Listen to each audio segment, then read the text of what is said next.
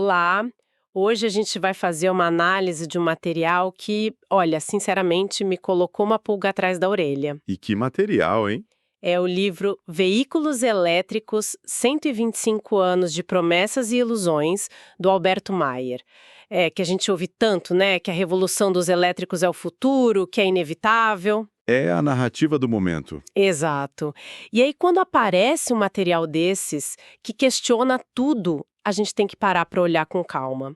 A nossa conversa aqui, então, vai ser para tentar entender essa empolgação toda com os carros elétricos é algo realmente novo, uma disrupção de Ou verdade? será que a gente está só na terceira reprise de um filme bem antigo? É isso. A pergunta que não quer calar é: a promessa que fazem para a gente hoje é tão diferente assim daquela que fizeram para os nossos bisavós? Então, esse é exatamente o centro da tese do autor. Ele diz que a história do carro elétrico não é uma linha reta de progresso. É, na verdade, um ciclo. Um ciclo de três ondas, né? Exatamente, três grandes ondas. A primeira, lá no início do século XX. A segunda, na crise do petróleo dos anos 70. E a terceira, bom, é essa que a gente está vivendo agora. E o que o livro sugere é que os desafios se repetem. É o que é impressionante. E até um pouco, sei lá, assustador ver como os mesmos problemas, as mesmas barreiras, continuam aparecendo mesmo com toda a tecnologia de hoje. Pois é, vamos começar por essa primeira onda, então, de 1895 a 1915, porque logo de cara o livro já traz um dado que, para mim, foi uma surpresa total. Qual deles? Por volta de 1900, nos Estados Unidos, o carro elétrico não era o alternativo, ele era o padrão. Tinha mais carro elétrico na rua do que a gasolina. A diferença era gigante. A gente está falando assim de 38% do mercado para os elétricos contra só 22% para os carros a gasolina. E o resto? O resto era carro a vapor, acredite. E para a época fazia todo sentido, né? Total. O carro a gasolina era barulhento, fedia, vibrava e o pior de tudo tinha aquela manivela na frente para dar a partida. Um negócio super perigoso. Que quebrava o braço das pessoas, né? Eu já ouvi falar disso. Exato. O elétrico era o oposto. Silencioso, suave, limpo. Era o carro de luxo, sabe? Da elite.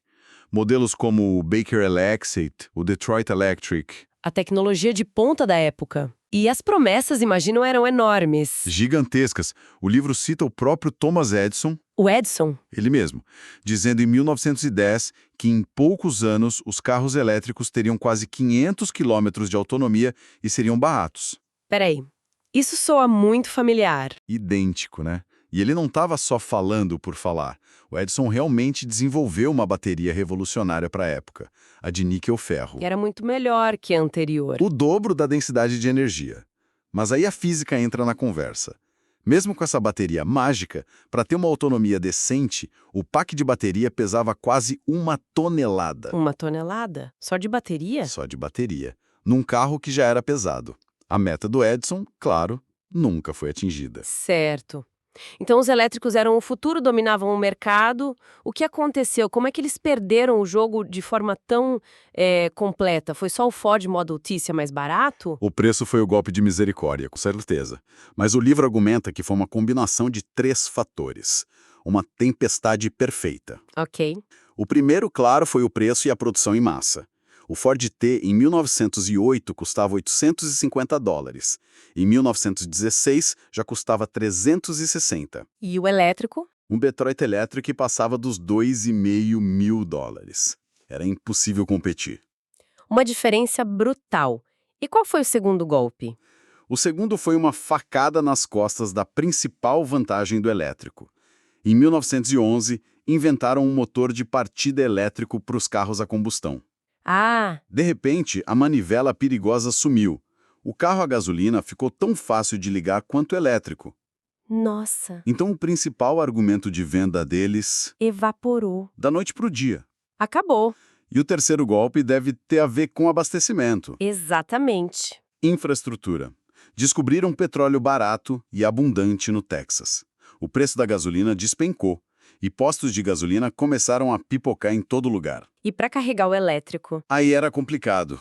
A eletricidade ainda era um luxo dos centros urbanos e carregar levava a noite inteira, só em casa. O carro a combustível te dava uma liberdade que era, assim, imbatível. Em condições ideais, 160 quilômetros. 160. E hoje, um carro elétrico médio aqui no Brasil? Hoje, no uso real do dia a dia, um elétrico médio faz entre 250 e 380 quilômetros. Ou seja, em 125 anos, o ganho de alcance foi de uns 200 quilômetros no máximo. Não parece um salto tão grande assim. Não é. E aí que está o pulo do gato que o material aponta. Por que o ganho foi tão pequeno? Por quê? Porque os carros ficaram absurdamente mais pesados. Um carro de 1915 pesava seus 800 quilos. Um elétrico de entrada hoje Passa de 1,5 toneladas fácil. passa de 1,7 quilos, então grande parte da energia extra da bateria moderna é gasta só para mover o peso extra do próprio carro. A conta não fecha. Entendi. Então a primeira onda morre e o carro elétrico entra numa hibernação de décadas. Mas a história se repete, né? Aí a gente avança para os anos 70. E petróleo já não era mais tão barato assim. A crise de 1973, Exato. filas nos postos, preço da gasolina nas alturas e, como um passe de mágica, a conversa sobre o carro elétrico voltou. É a segunda onda. E aí surgiram aqueles carros bem peculiares. Sim, o mais famoso talvez seja o City Car, um carrinho triangular, minúsculo, que parecia uma fatia de queijo. Tinha uma autonomia real de 50 a 70 quilômetros. Era mais um carrinho de golfe, praticamente. E as promessas? Alguém apareceu de novo, prometendo 500 quilômetros de autonomia. É quase uma piada.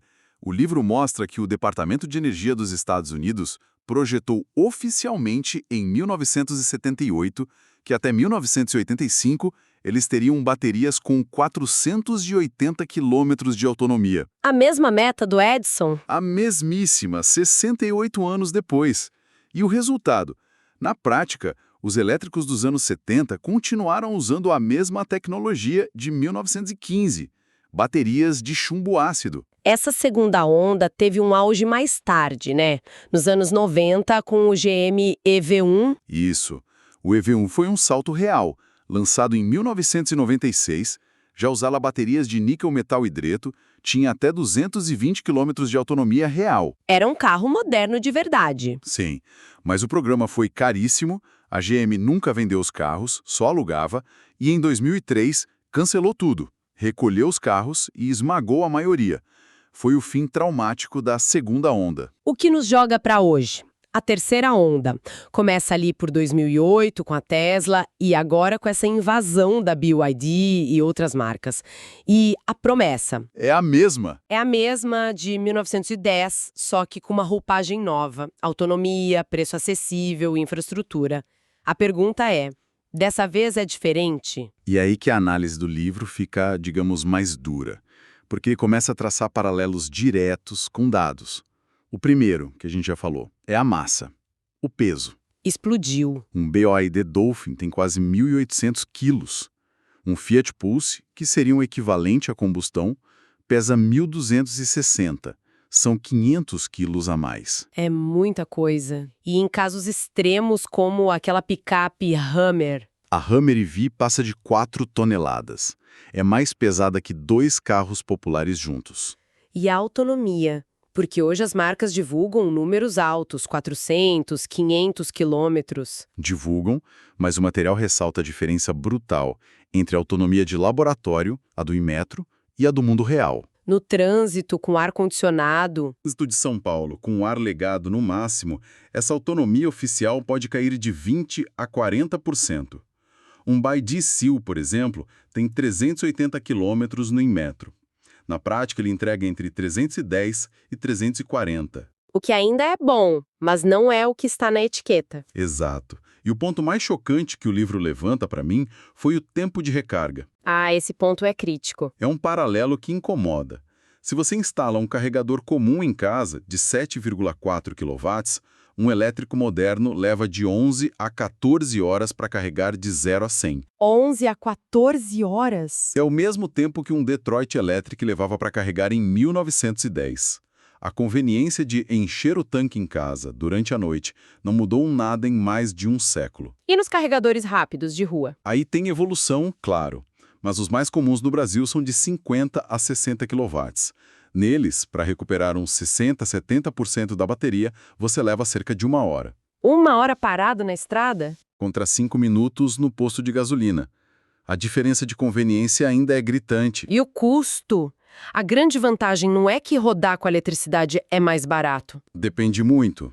Em casa, sim, o custo do quilômetro rodado é imbatível. Mas nos carregadores públicos, a história é outra. Fica mais caro. No Brasil, com as tarifas atuais, pode ser de 20% a 50% mais caro do que abastecer com gasolina. Isso quebra a narrativa de que o elétrico é sempre mais econômico, né? Totalmente. Então, os velhos fantasmas, peso, autonomia real, tempo de recarga, estão todos aqui. E o curioso é que, além deles, a gente ainda criou problemas novos. Exato. Problemas que o Thomas Edison nem sonhava em ter. A terceira onda trouxe seu próprio conjunto de dores de cabeça. E o livro detalha isso. Sim, de forma bem técnica.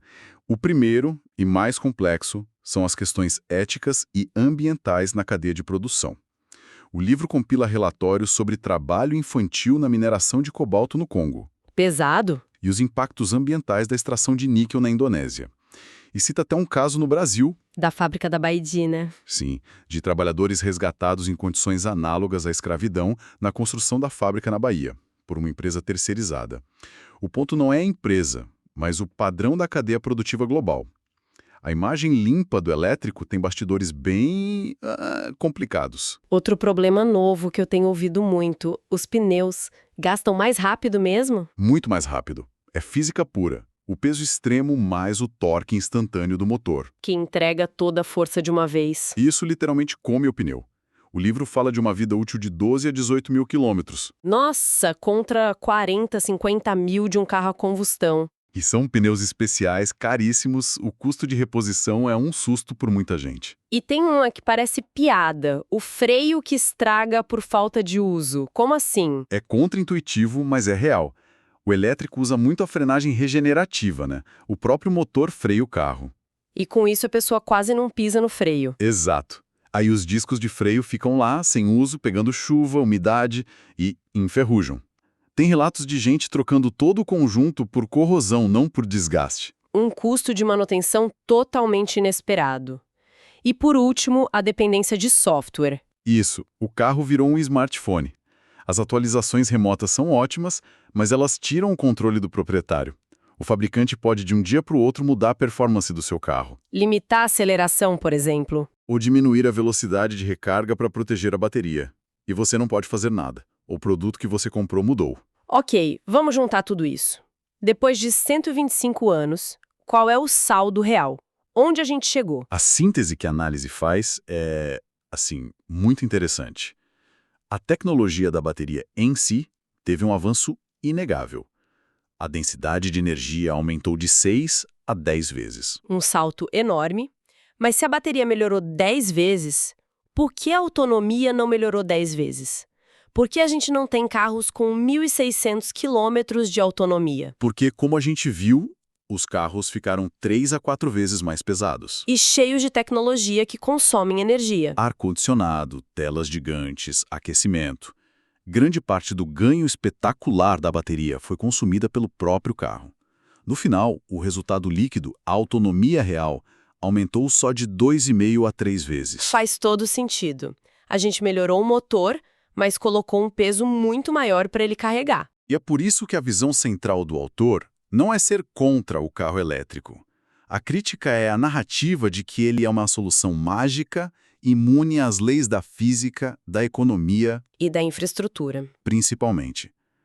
A história mostra que o que decide qual tecnologia vence é um tripé simples: custo, conveniência e infraestrutura. E nesses 3 pontos, para a maioria das pessoas, o carro a combustão ainda leva vantagem. No fim, essa análise toda mostra o poder de olhar para a história, né? Para a gente ter um pé atrás com essas grandes narrativas de inovação que vendem para a gente todo dia. Exatamente. Ver o padrão se repetindo nos dá ferramentas para, no mínimo, fazer perguntas melhores, o que nos leva a uma reflexão final que o próprio material propõe. Qual seria? Em 1910, Thomas Edison disse: "A bateria revolucionária está a apenas alguns anos de distância." Em 1978, o governo americano repetiu a mesma frase. E hoje, a cada lançamento, os fabricantes continuam nos dizendo a mesma coisa. A bateria de estado sólido, a tecnologia que vai resolver tudo, está chegando em 2 ou 3 anos. Sempre. A questão que fica para a gente pensar é: o que, fundamentalmente, torna essa terceira onda diferente das outras? Ou será que a mobilidade elétrica está destinada a ser sempre a tecnologia do futuro? Um futuro que está sempre logo ali na esquina, mas que nunca chega completamente.